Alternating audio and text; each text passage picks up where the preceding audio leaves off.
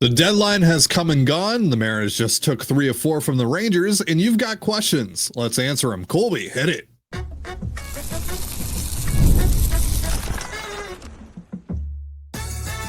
You are Locked On Mariners, your daily Seattle Mariners podcast, part of the Locked On Podcast Network, your team every day. Ahoy, sailors. It is Monday, August 4th, 2025. This is Teddy Gonzalez and Colby Patnode for the Locked On Mariners podcast, part of the Locked On Podcast Network, your team every day. This episode is brought to you by 5-Hour Energy Transfusion. Go to 5hourenergy.com today and use my promo code LOCKEDONGolf to receive 20% off your order. Only valid through September 30th. Order transfusion flavored 5-Hour energy shots today. And as always, if you want to hear from me and Colby even more and help support the show, you can check out our Patreon. All you have to do to check that out is click the link in the description of this episode. Let's open up the mailbag like we do here every Monday and answer some of your Mariners questions. Jake is going to kick us off here. Wants to know, outside of Julio, pick one pitcher and one hitter whose production will be most crucial to the club for these last 2 months. Yeah, on the pitching front, it's pretty easily Logan Gilbert. You know, his season in a statistical sense has been mostly fine. He's never missed more bats. He's not walking a ton of guys. So, you know, you look at those numbers. The ERA is okay. Like it's certainly not bad or anything like that. But you watch him, and he's just not the same guy. He has these long innings where he'll get 2 strikeouts, but he'll throw 24 pitches and basically cost himself another inning. And you look at how many times he's gone 6 innings this year. I think it's been twice, maybe 3 times. And, we can keep making excuses for him. Like, I know he's probably still pitching through something in his elbow. But, people may, he was really good except for 1 inning, or, he was going to dominate the Yankees, but there was a rain delay and blah, blah, blah, blah, blah. Like, it just seems like a lot of people are making excuses for him because they know what you and I know, and something that the numbers don't show as clearly, at least certain numbers don't show as clearly, is that this version of Logan Gilbert isn't Logan Gilbert. He's not a staff ace. Like, he is, again, having a pretty good year. When you look at strikeouts and walks and ERA, but he's not going deep into games. He's not getting guys out regularly. He's not giving you a great chance to win every time he goes out there. He has been bailed out by his offense more times than he has bailed out the offense. And that's a big difference. So yeah, it's Logan. He's got to go deeper into games. He's got to find a way to go 6 or 7 every time, give up 2 runs or less. Strikeouts are fine. Like, keep them if you can, but you gotta be efficient. You gotta eat innings here, because the Mariners didn't go get a number 5 starter. So anytime they can get 5 out of that spot, it feels like, a gift, and they didn't go out and lengthen their bullpen. It's kind of a double-edged sword there, where you can't have your number 5 starter only go 5 innings every single time, and then your number 1 starter also only go 5. Like, that's just not going to work. And it's unfair to ask Brian Wu or Luis Castillo to kind of carry that workload, because Wu is obviously still a young pitcher who has injuries of his own, and Luis isn't the same guy he was. He's still pretty good, but he's just not that guy. So, and at the very least with George Kirby, we have seen starts of dominance, and we really haven't seen that much with Logan this year. So, the answer to me is Logan on the pitching front. Yeah, I'm in total agreement with you on that front as well. Logan hasn't given up more than 4 runs in a start this year. But like you said, the real issue is that he's not getting deep. He's putting a lot on the shoulders of the bullpen. He's putting a lot on the shoulders of the offense as well, because you don't know what's going to happen after he leaves the game with how many danger areas are still in this bullpen. The other thing, too, that kind of sends up red flags and makes me feel a bit concerned that we could see an eventual, like, real blow up start from Logan, is that he hasn't really been able to avoid the meltdown inning. Like you said earlier, though, like, or just going back to something that you said earlier, even if they added the 5th starter, even if they added another bullpen arm, sure, those things absolutely raise the floor of the team and make up for some of the issues that Gilbert has presented this year. But like I said on Thursday, what this team ultimately needs is Logan Gilbert to be Logan Gilbert. And that is regardless of if they went out and added those things or not. And so he hasn't been that guy. And so you need him to be that guy. And it feels weird saying that about a guy who has a 3.45 ERA and a 2.75 FIP. But again, it really comes down to those meltdown innings and the red flags that those send up, and the lack of innings pitched, especially that led the league in innings pitched last year. Yep. Right. And obviously the injury is going to limit his total number of innings, but he's averaging like 5 1/3 a start. That's just not good enough. Yeah. So it's been 6, it's been 5, it's been 6 1/3. So that's fine. But then 5 1/3, 5 1/3, 4 2/3, 5 1/3, 5, 5, 3, 4 2/3, 5, 5 2/3, 5, and then 7 on opening day. Yep. Just, it's not going to get it done. So, offensively, the answer is Julio, but since he's not on the table, there's a couple different ways you can go here. It does feel like, Cal Raleigh has been dreadful. He had a terrible series this weekend, but it doesn't feel like picking him is fair. Although, I suppose it's totally valid. I think it's probably between Naylor and Gino. Gino has always been a streaky hitter. So it's one of those things where it's like, yeah, he might have a bad series or he might have a bad week, but at some point he'll flip it around the other way. So I think it's Naylor. I think you kind of need that consistency in the middle of your lineup, just the guy who you can count on day after day, give you a hit, give you a double, occasionally pop the big home run. Just give you real quality at bats. And Naylor's going through a little bit of a strikeout issue right now. Because of course he is, because that's just what the Mariners do. But I think Naylor, that consistency in the middle, because if Gino's not hitting home runs, it's like, okay, well, we still have Cal, we still have Randy, we still have Polo. Like we saw yesterday. Well, what you don't really have is you don't have that kind of consistent, like, this guy's going to give you a great at bat every time he goes up there, and he's always going to move the line. Yeah. Yep, he's always a threat to get on base. He's a threat to hit home runs. So I think I'd say Naylor is probably the guy that you would need to perform. If Naylor performs like he did in Arizona for Seattle, I think that is a difference maker, because he's just a little bit different from everybody else in the lineup. And obviously we know what kind of impact he can have offensively when he is on. So I think Naylor and Gino, you could pick one or the other, but I'll go Naylor. Yeah, it could be a number of guys. It could be Randy, because you're guaranteeing him the most at bats right now in the lineup. Obviously Cal, because that's your MVP candidate, and he's struggled a bit here as of late. We'll talk a bit more about that a little later on. We have a question about him. Yeah, I like the Naylor call though, because again, he is very different than, he's not home run dependent like a lot of these guys in the lineup right now. And he needs that, because this team as a whole, as a result, is very much home run dependent. So yeah, you need Naylor to be that guy in the middle of the lineup that can just kind of move the line. Like, you got a runner on second, 2 outs, and he's able to put one through the hole. Ian wants to know, worried about Gino? He doesn't look very good so far in his at bats. I mean, he's a handful of feet away from having 2 home runs and a big Gametime double this weekend. So no, I'm not worried about him. We know that Gino's going to strike out, especially now that he's in Seattle. We know that the home runs are going to go down a little bit now that he's not in Arizona and he's now in Seattle. But yeah, not concerned. We saw some pretty good things out of Gino this weekend. Just the results ultimately didn't really back that up. All right, we are going to answer more of your questions here in just a moment. But first, a reminder, this episode of the Locked On Mariners podcast is brought to you by 5 Hour Energy. All right, folks, it's time to fuel up and turn it up with 5 Hour Energy Transfusion. It brings the bold grape, ginger, and lime flavor of your favorite golf drink, minus the alcohol, into a quick, energizing shot. Whether you're sinking birdies or just making memories with friends, this one's a hole-in-one for your energy game. And let's be honest, some days on the course or off it, you just need that extra boost to stay sharp and energized. And golf is all about good times with good people. And good flavors, of course. The grape ginger lime flavor gives you the best parts of your clubhouse go-to without chasing down the bev cart.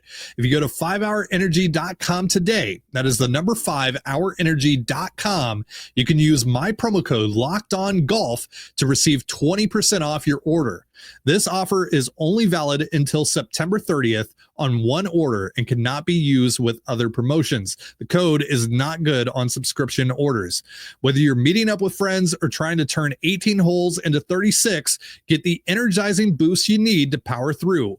Order transfusion flavored 5-hour energy shots today. And you're listening to the Locked On Mariners podcast. For instant reactions following every Mariners game, be sure to tune in to the Mariners Postcast with Anderson Hurst and Christopher Crawford, available on both the Locked On Mariners YouTube and podcast feeds. Let's get back into your questions here on Mailbag Monday. Nick wants to know, is Cal slumping, or have pitchers just figured him out, or are they just pitching around him? He's still getting the occasional dinger, but striking out a ton, it feels. Or is he just up there hacking? It's like a 36% K rate since the All-Star break for Cal. Now, obviously, that has significantly ballooned over the last 2 days with 7 strikeouts in 2 games. But yeah, Cal hasn't been Cal. Now, you remove those last 2 games, he's been a 110 WRC plus bat since the All-Star break. I do feel like the slump has been a bit overblown. Like he still found ways to contribute.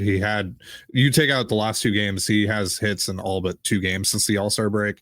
He obviously has 4 home runs, but he's striking out way too much right now. Even if you take away the 2 games yesterday, he's still striking out at a 30% clip since the All-Star break. So, yeah.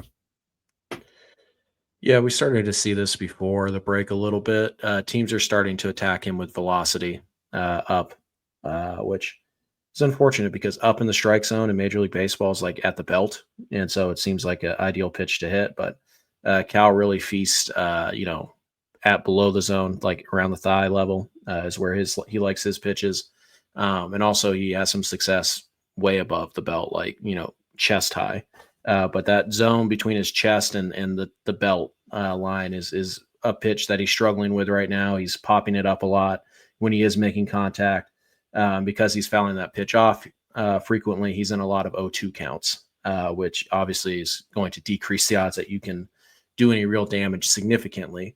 And we started to see, it's a pretty common attack plan. It's velocity up, it's breaking stuff and changeups down below the knees, and he's just not able to chase, or he's just not able to stop himself from chasing those pitches because he's falling behind so often. So the league has made its adjustment successfully to Cal, and Cal has to make his adjustment. Remember, he's way up on the plate this year.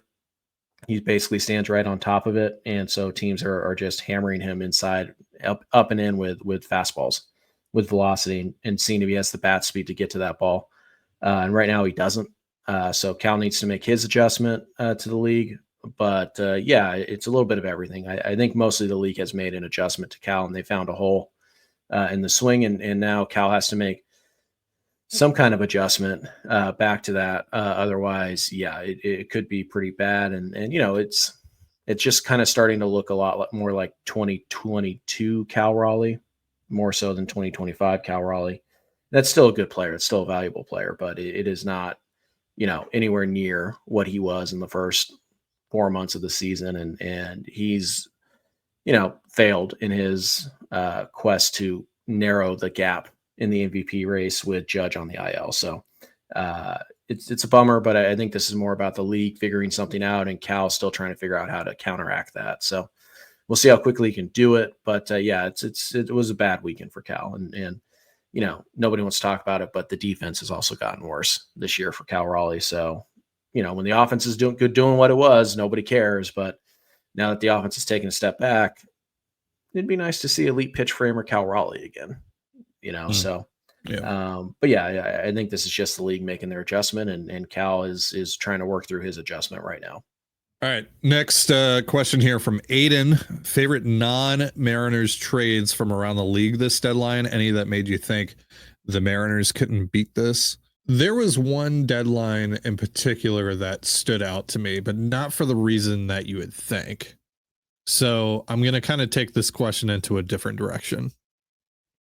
Colby will probably have more of an answer that you're looking for, but bear with me. The Royals just did what I wanted the Mariners to do in 2023. I think they are a great example of explaining what my argument was a couple of years ago. The Royals were 52 and 55, I think, when they made the Randall Grichuk trade. They had a few teams to leapfrog, but they were also only 3.5 back of the wild card. But they went out, they didn't do anything huge, but they just kind of raised the floor of their club. They have a talented club that has underachieved this year, and they went out and they got some veterans that kind of just help reinforce everything, like the Mike Yastrzemskis of the world and the Randall Gritchiks of the world. And they went out and they got, a solid back into the rotation starter in Bailey Falter, who's also going to be there beyond this season. So they also bought for not just 2025, but also 2026 and beyond. That's what I wanted to see the 2023 Seattle Mariners do. That's what I was ultimately upset about. That they didn't go out and they traded, they weren't willing to go out and trade the whatever, like guys that you've never heard of, guys that maybe I've never even heard of covering the team for a couple of months of Tommy Pham. Right? I thought that was just ridiculous that they weren't willing to go out and do that. And that's why I was upset about the 2023 deadline. Not that they took advantage of the Paul Sewald market. I mean, look at what Dom Canzone is doing right now for you. So, yeah, I had no issues with the Sewald trade. It was just what they did after that, or rather did not do after that. And the Royals did exactly what I was wanting them to do. Phil Maton and Danny Coulombe. Both of those trades, obviously, we saw this weekend, and both of them pitched well for Texas this weekend. Yeah, those were, again, those trades. That's like Ty Pete, Michael Morales type of prospects, those two guys, to get one of those dudes and really lengthen your bullpen. Yeah, I thought that was a trade that the Mariners should have made. Ryan Helsley, that one was iffy. The prize there is kind of a fringe top 100 prospect, and Seattle had already traded Locklear. And so, it's maybe you can get Ty Pete there to get Ryan Helsley, give him up. But yeah, it's the bullpen that bothers me still. And it is, when I look at the deals that are made, it's the two that Texas made on deadline day for the bullpen pieces. If you could have snagged one of them, I think that would have drastically changed how even this weekend played out, because there are a lot of reasons you lost Saturday, but one of them is that you lack the quality, leverage arms in your bullpen right now. And if you had Coulombe, if you had Maton, you're probably not throwing Legumina in the 11th. Although if you just use the one decent bullpen arm you had left at that point, even though there were no lefties up, then maybe you win that one. So I think Ferguson technically has better numbers against righties than Casey Legumina, but I digress. Yeah, I mean, to be fair to Casey, he did get BABIP to death, and kind of Matt Brash too. So sure, not 100% their fault, but whatever. This is why you need another guy. So you don't have Casey Legumina, so you don't have Jackson Coar throwing high leverage innings, because once you use Brash, once you use Munoz and Spire, so I think the Maton or the Coulombe trade would have been something I would have really liked Seattle to do. All right, we have a few more of your questions to go over here in just a moment, but first a reminder, this episode of the Locked On Mariners podcast is brought to you by FanDuel. Summer sports are in full swing, and whether you're all about baseball under the lights, golf on the green, or high-stakes soccer action, FanDuel is the best way to make every game even more exciting. I mean, you're already following the action. Why not make it a little more thrilling? With FanDuel, you can get in on the game while your friends are getting sunburned at the beach. I've been using FanDuel to track my favorite matchups, and the app keeps it fresh with new daily promotions and fun ways to bet. It's easy to use, fast to pay out, and makes even regular season games feel like must-watch events. Whether I'm placing a same-game parlay or watching a bet ride into the ninth inning, FanDuel makes it feel like I'm part of the action. And if you're new to FanDuel, that's even better. New customers can bet just $5 and get $150 in bonus bets if your first bet wins. Open the FanDuel app today and visit FanDuel.com/lockedon. That's LOCKEDON to get started. And you're listening to the Locked On Mariners podcast. It's Mailbag Monday. Let's get back into your questions. Aaron wants to know, I know this is an odd time to ask, but do you ever look back at the trade deadline last year and wonder why the Mariners didn't find a way to offer more than the Yankees and trade for Jazz Chisholm? It seemed like a good fit, like such a good fit up until the recent Geno trade. I think there were concerns about how he would fit in the clubhouse. Whether those are founded or not is up to you to decide.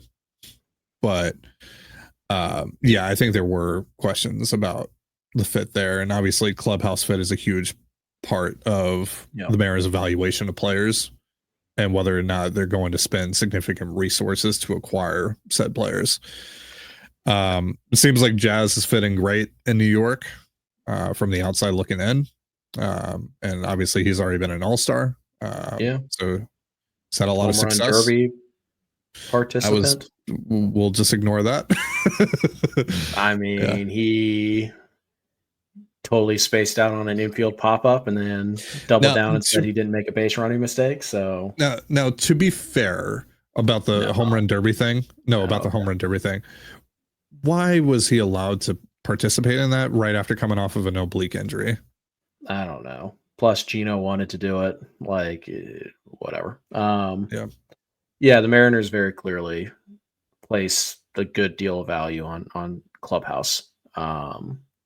And I'm not sure if that's because of like the Gene Segura thing in the Robinson Cano thing. But yeah, Segura kind of had that reputation when they acquired him as well, is that he's a little rough in the clubhouse. He's going to rub some people the wrong way. So yeah, I do think that played a factor, but in general, do I wish the Mariners had Jazz Chisholm? Yeah.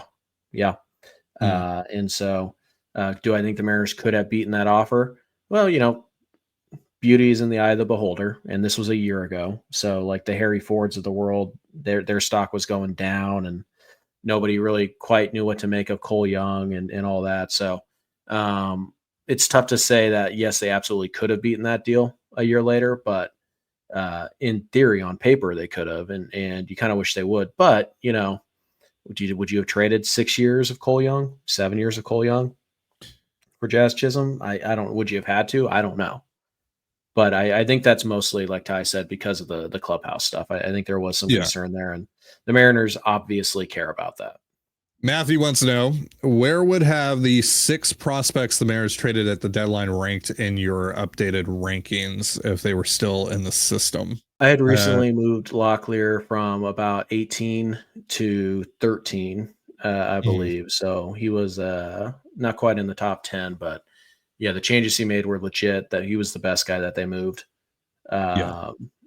Garcia, I believe I had, and again, keep in mind, I had already put in the draft picks at this point that I was going to rank. So they were all counted. Garcia, I had around 20, I believe. Izzy was, I want to say 24, 25, somewhere in that range. He had taken a big step back this year. And then I didn't have Burgos ranked. Who am I missing, Ty? Who are the other prospects? Cranton and Jeter Martinez. Yes. Jeter Martinez wasn't in my top 30 either. And Cranton was 22. Yeah, so I had Locklear 12. I had Garcia 19. I had Cranton 25. Jeter Martinez didn't make the list. Ashton Izzy didn't make the list for me. Yeah. And Burgos I had on the fringe of like 30. So relative to my personal rankings, the Mariners didn't give up much at the deadline. Yeah, 2 top 20s, maybe at most 4 top 30s, and half of those top 30s were, outside the top 25 or 22. So they didn't give up a ton. They really didn't. So yeah, it was, again, really good deadline. But they traded number 13, number I believe 19. Then I want to say 22, 25, and then 2 unranked guys for me. Yeah. By the way, we will be probably doing our prospect re-rank next week. All right. Final question of the day comes from Daisy and the Dingo. Do you guys think Harry Ford and Cal Raleigh can efficiently exist on the same roster these next few years? Cal is already DHing more than he has in the past, and it could give him more plate appearances over a full season. Yeah, can they coexist? Yeah, sure. Why not? Sure. Assuming Ford survives the winter, he'll be added to the 40 man this winter. Yeah, because very naturally you have the backup catcher spot open, and be able to give it to Ford instead of paying Garver $5-6 million bucks. This team is probably going to be looking for some cheap options around the diamond because they have quite a few players they need to decide if they're trying to extend or whatnot. That's not to count the guys they may have to trade because blah, blah, blah. Ownership sucks and, guys are getting raises. So yada, yada, yada. Having a backup catcher who can run, who can draw a walk, who's running into power and can do that all for the league minimum is going to be pretty valuable to Seattle. And we saw that because they just weren't willing to give Harry Ford away. So yes, they can. I think in order for it to make a great deal of sense, Harry is going to have to learn how to play some outfield this winter. He's certainly athletic enough to do it. It's just a matter of getting the reps and doing it that way. So, Ford is a catcher. Like the Mariners have been very clear about that. Harry Ford is a catcher in their eyes. But obviously, he's a young player. You don't want him to just have a traditional backup catcher role. You want him to play a little bit more than that. So having him being able to go, hang out in right field or left field, once a week could give him that extra. And Cal Raleigh, DHing a little bit more, maybe getting some true days off instead of, DHing would help. He's still played a lot this year, even though he's DH more than he ever has. And I do wonder, side note here, if the Mariners, now that they've built this really deep lineup, if we might see Cal just get more days off, because you could take Cal Raleigh out of this lineup for a day and it doesn't look like you have no shot of winning a game, So I do hope that maybe they start to give Cal real days off here down the stretch because you're going to need them in September and October, hopefully. And you can't do that if you run them into the ground this month, like you have for most of the year. So, but at the very least, Garver has been competent and he's been good behind the plate and then, in the box, he's been competent. He's been about a league average bat. And if you really need, to pinch hit for Garver in the 8th, whatever, Cal can catch an inning. It's not a big deal. Hopefully they do give Cal some more time off, but I do think Harry Ford, because he can do a lot of things to help you on the baseball field with the base running and drawing the walks and, again, emerging power as we speak, and he's a really good athlete.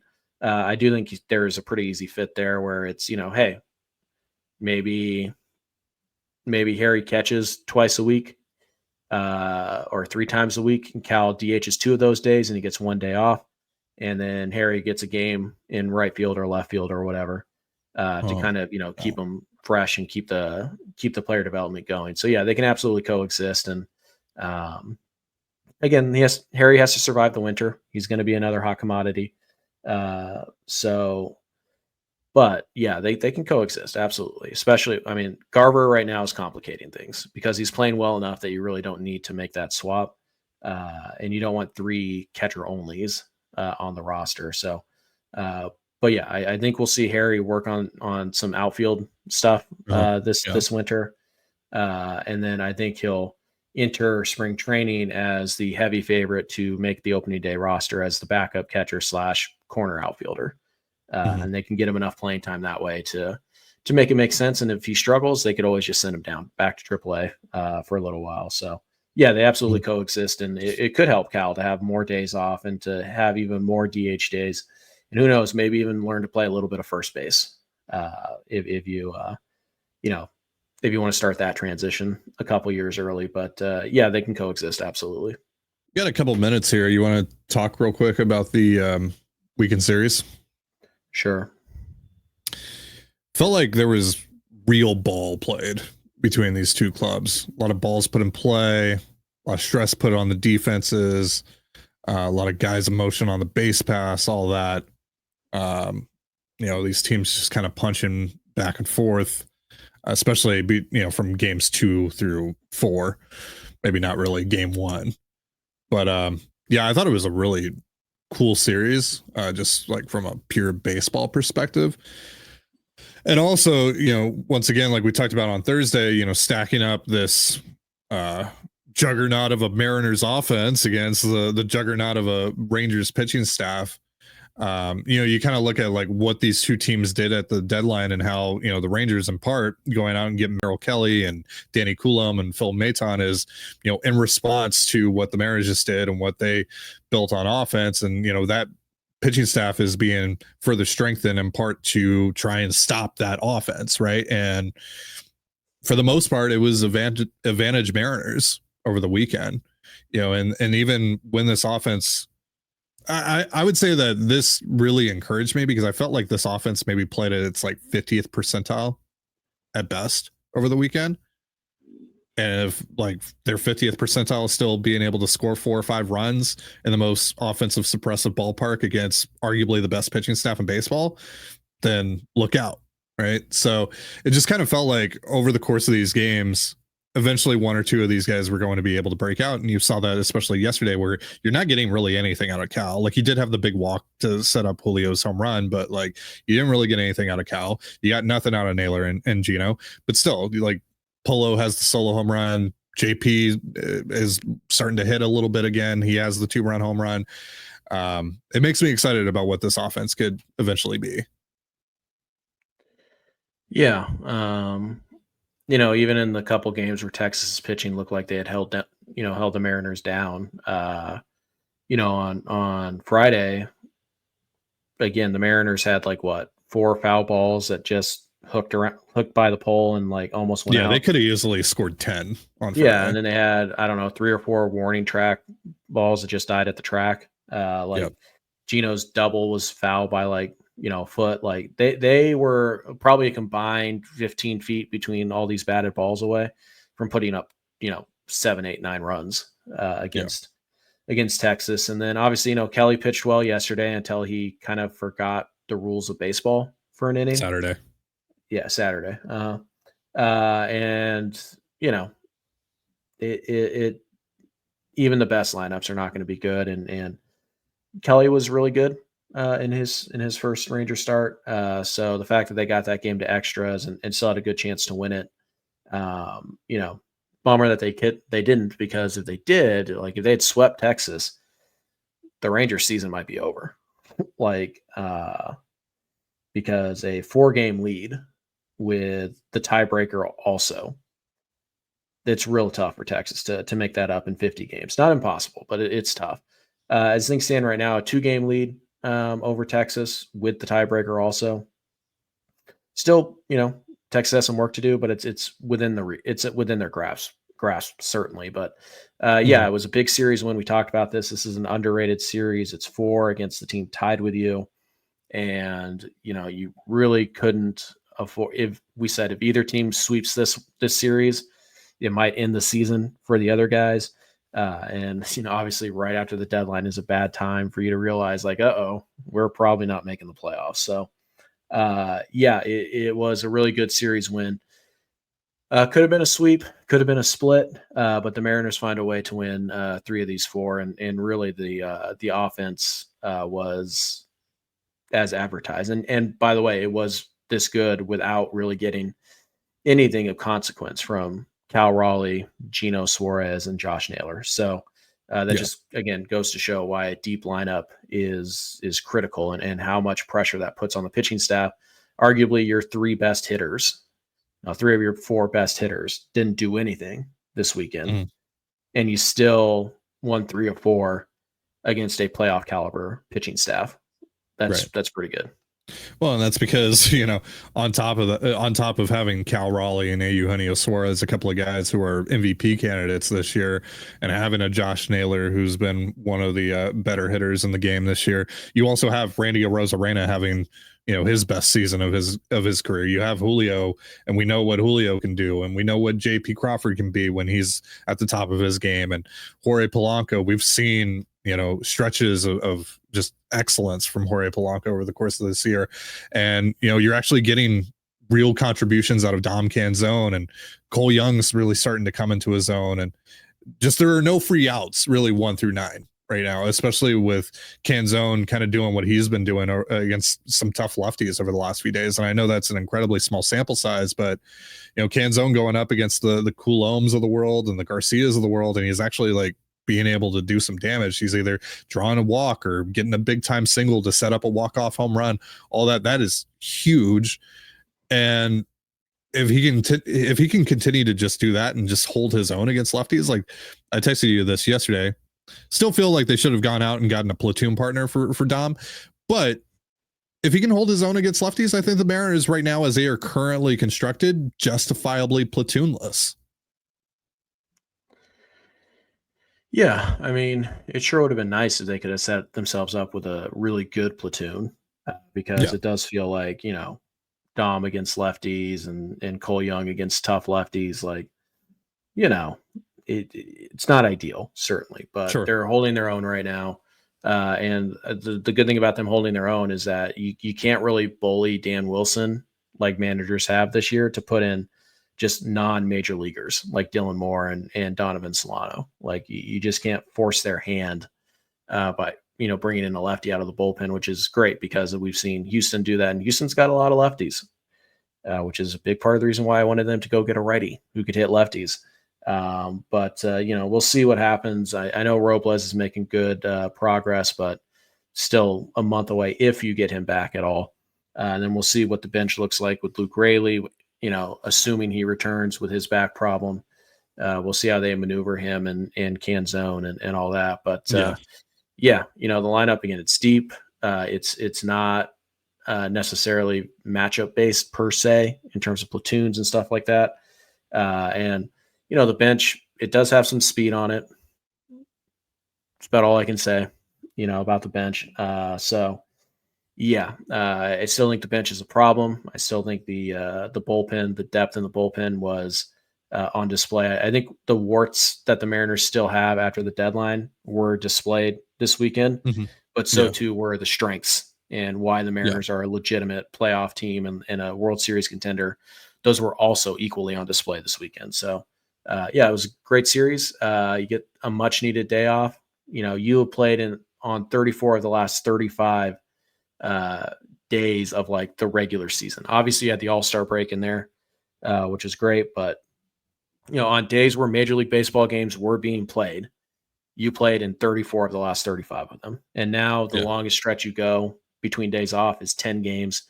And it's almost one day off a week for the rest of the season. And that should help your bullpen also, which is huge. So, and your rotation, give guys extra days off. So the gauntlet is over. Of course, it's never really over in baseball. It's always a grind, but the long, 2 weeks plus without a day off thing, that's done for the rest of the year. And so now you can manage your bullpen a little easier. You can manage your rotation a little easier. And hopefully, the Mariners can get a couple guys back to really help their bench, because right now it is non-existent. No, but there is a path here to it looking legitimate in about 6 weeks time. All right. That's going to do it for our show. Thank you so much for joining us here on the Locked On Mariners podcast with Colby, Pat Node. I'm Titan Gonzalez. Be sure to give us a follow on Twitter at @LO_Mariners. You can follow me at Titan Gonzalez and Colby at CPAT11. That's CPAT11. We're also on Blue Sky. You can follow me at TDG, Colby at MLB Colby, and the show at Locked On Mariners. You can also find us on Instagram at Locked On Mariners. Have yourself a beautiful baseball day, and we'll see you next time. Peace.